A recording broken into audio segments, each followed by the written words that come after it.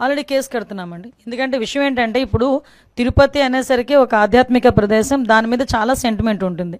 తిరుపతిలోని ఎక్కడైనా ఏదైనా చిన్నది అంటే మాంసాహారం ఎక్కడ దొరికినా, ఒక సిగరెట్ దొరికినా, లేకపోతే ఏదైనా మద్యపానానికి సంబంధించిన అంశాలు ఏమైనా దొరికినా కూడా భక్తుల మనోభావాలు దెబ్బతినే పరిస్థితులు ఉంటాయి.